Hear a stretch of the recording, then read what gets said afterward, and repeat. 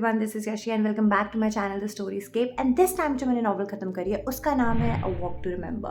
Now based in the period of 1958, this is a romantic novel talking about a teenage girl and a teenage boy, and the question being asked over here is, can you deal with the depth of the human heart? So without any delay, let's begin with it. A Walk to Remember has been written by Nicholas Charles Sparks. Now he is an American romance novelist, screenwriter and even a film producer.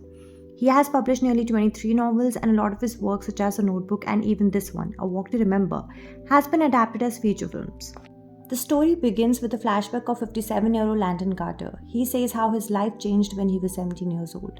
What beautifully marks the beginning of this book is how well written is the transition into flashback. For example, the words are such: I see my hair changing from grey to brown. I feel the wrinkles around my eyes begin to smooth. My arms and legs grow sinewy. As we go into the flashback, we get to know that Landon Carter's father, Mr. Worth Carter, is a congressman.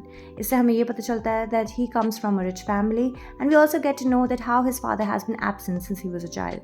Although ये absence का इस्तेमाल इससे नहीं करा जा रहा ताकि हम बाद में बोल सके हमारा जो main character turned out to be in a particular way because his father was never there for him. No. But this has been used to show a relationship dynamic change जो कि end में आएगा, which is important for the emotional content. On the other hand, हमारी जो leading lady है, her name is Jamie Sullivan. Her father is a minister in the church, Reverend Hegwood is the name. Now, he had written a play called The Christmas Angel. ये play इसलिए important है because ये एक तो उनकी personal life को reflect करता है, so people are always emotional about it. And this year, जिस year में ये story mentioned है, उस time पे the main character जो हमारे दोनों है, वो इस play में act करेंगे, and that is where they will come closer to each other. Jamie Sullivan has been described as a plain girl, यानी कि वो बहुत ही simple है, ज़्यादा fashion नहीं करती है. She's thin with honey blonde hair and soft plain eyes. उसके बाल हमेशा ही एक बन में होते हैं, and she's very helpful. अपने neighborhood के सब लोगों को help करती रहती है, along with orphan kids and animals. According to her, everything is Lord's plan. So basically, she is a girl who's not going to fit in her high school, and she is like an old soul in a young body. Now, Landon is different from Jamie, considering he's a normal boy who has some fun with his friends. Now, even in this story, we have some cliche scenes. For example, Landon is going to run for student body president, and he's going to win because his opponents have been designed in such a way that they're bound to lose. For example, John Foreman is a nerd and Maggie Brown is an unattractive girl, and इसलिए उन दोनों को कोई vote नहीं करेगा. Now then, that is how he wins the elections. Next comes the homecoming, and because हमारे main character का तभी breakup हुआ है, he has no girl to go with, and when the main character doesn't have any girl to go out with, whom does he ask? The least popular girl, who happens to be Jamie. Even though यहाँ तक story थोड़ी cliche जाती है, there is a moment which is actually nice that comes when Landon asks Jamie out. She says that you have to promise that you won't fall in love with me. Now when you read these lines, you know कि भाई ये चीज़ तो होके ही रहेगी.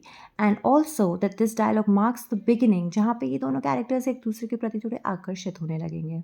So then homecoming भी हो जाता है, and what I liked in this thing was that they did not give Jamie a 360-degree makeover. All they did to her was that she lets her hair down. So हाँ वो completely change नहीं होती है, and then they even do the play together, and then even the Christmas comes. And over these changing scenarios, you see how they are getting closer to each other slowly. However, what is good is that it's not at all pushed. It happens in a very natural way. And that is why when during the play he calls her beautiful, you can feel the emotion because the emotions move gradually and it feels very, very natural. And because this connection is happening at a natural pace, at a slow pace, you feel connected to the story.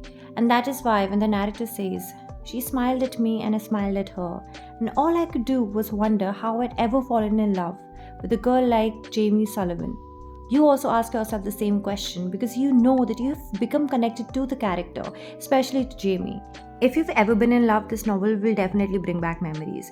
You know, the hesitancy and the excitement of the first kiss, and how just being together is enough, walking hand in hand. It's so pure and nostalgic.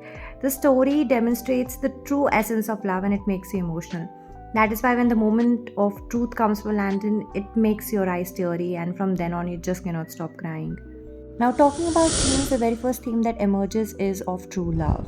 Now, as I said earlier, the novel clearly demonstrates the true essence of love.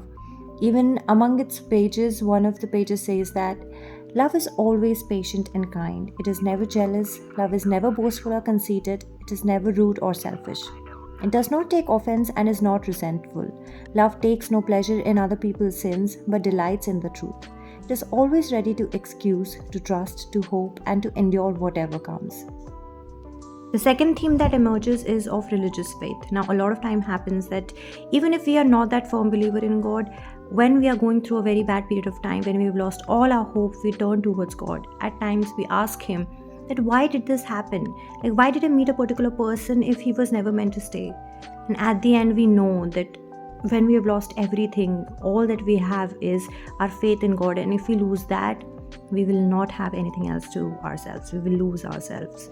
The final theme is that people change. Now, when you meet someone who's very special to you, they bring about a change in your life, a significant change. The person changes how you look at your surroundings and your relationship with others as well.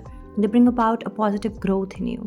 So yes, if a relationship is very good, if it's fruitful, if it's meant to be, they will bring about a change in you, and mind you, that is going to be a very positive growth.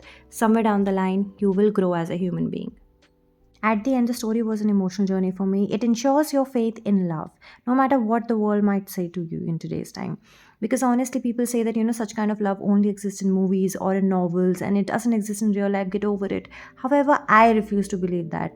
I believe that yes, true love does exist, because the fact that the author took inspiration of the story from his own sister's personal life is a big enough proof to say that, true love does exist. And every form of love will have struggle. It's all about one's sincerity. Jamie and Langton's struggle for their love over death might sound cliche in today's time, but its emotions are very raw and very pure. And as was promised by the author, first I smiled and then I cried.